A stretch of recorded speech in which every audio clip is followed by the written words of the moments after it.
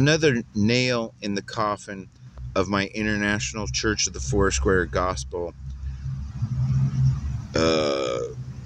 adventure, or the reason I left that apostate church, was another interaction that we had with another church. So during the period where the self-anointed youth leader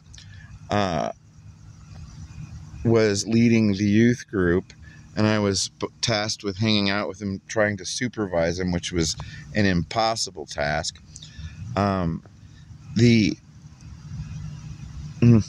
We had plans to join up with another youth group from another International Church of Foursquare Gospel Church, one in San Jose. And I don't know if it was the same one that Brendan's father ran. Likely. And there were two guys that were like the youth leaders there, and I don't remember both of their names, but one of them was a guy named Lenny. Anyhow, the big plan for the New Year's thing was to unite our youth groups and just have a fun time. And part of that is we decided that we were going to have a band.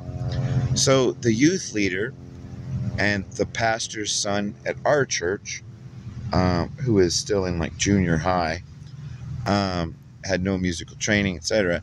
The three of us had started our own little Hope Community Foursquare Church little micro band. And the pastor's son, I gave him a bass for Christmas. Actually, I traded Paul for some sweaters and stuff that I could use at work, that I could wear at work clothes that I needed. And I gave him the bass, and I tried to teach the son some stuff. And the son was real interested and really did his best. But I mean, you don't go from I've never touched an instrument to I'm real decent at it in 2 weeks. It's just a fact. But we started this little thing, and we were doing our best. And the youth leader guy was playing drums, and I was playing guitar and singing. And pastor's son was playing bass and playing just root notes, boom, boom, boom, boom. That's good enough to start, right? And the youth leader guy, although he'd never played drums before, just was our drummer. And we just did our best. And I think we had some Easter thing that we played at or whatever for church and whatever. And anyhow, part of this New Year's thing was to join up with this other youth group, and we were going to have a band. So Lenny, the guy from the youth leader from the other group, and the other fella, I can't remember, they played guitar and sang, and one of them played bass. And we got together and practiced a couple times, once, and or once or twice. And I remember hanging out with those guys independently, and I'm not sure which of them it was, but went on a pretty damn hard rant about how bad our bass player and drummer sucked from our church, and he didn't want to do mediocre music, and so we needed to replace. We couldn't let our pastor's son participate because the other guy already played bass and blah blah blah. And it was at this point I said, "We're done with you.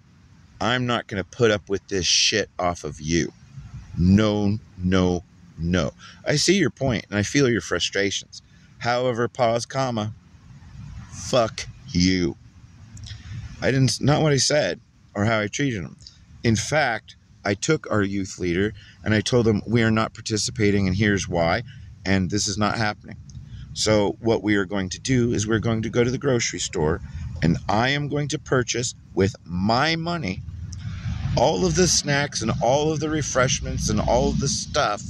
We were going to provide to them a much larger church with far more resources.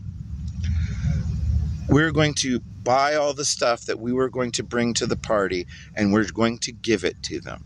Sorry, we can't participate. Here's what we committed to. Good luck. So I took a principled stand that we were not going to exclude our pastor's son, who was doing his damnedest to serve God by playing bass.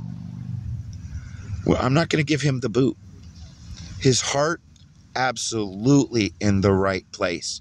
Absolutely correct. He was a great kid. In fact, Paul at one point said that he felt like he was in the house with an anointed David. That's how much Paul loved his son, both of his sons. The younger one too, man. What a champion of a kid that guy was. What a wonderful little dude.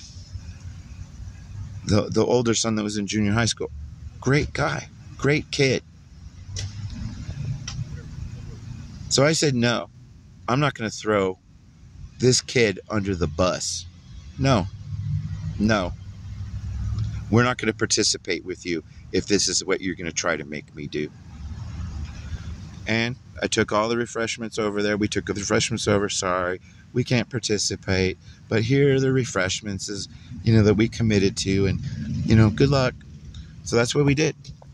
And then this left an opening where there's nothing going on at church, and they didn't schedule something, so we were just kind of called around and tried to get something going. And boy, did Paul criticize the hell out of me. So Paul does blah blah blah blah blah. Dude, you motherfucker, I just took a principled stand for Jesus Christ in defense of your son. I refuse to throw your son under the bus, and this is how you fucking treat me, you goddamn trash, Paul Duarte, you goddamn trash. How goddamn dare you, Paul? How goddamn dare you, servant of iniquity and perdition? How dare you? And this was one of the final betrayals from Paul. That was one of the final straws. I knew Paul, who I had loved as a brother. I loved him as a pastor.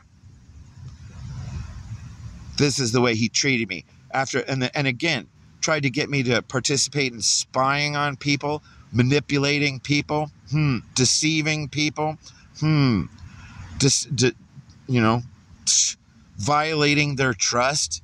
This is what Paul Duarte was as a pastor, and why his ministry was an epic failure. God will not be mocked, Paul Duarte. Paul Duarte, God will not be mocked. Shame on you, Paul Duarte.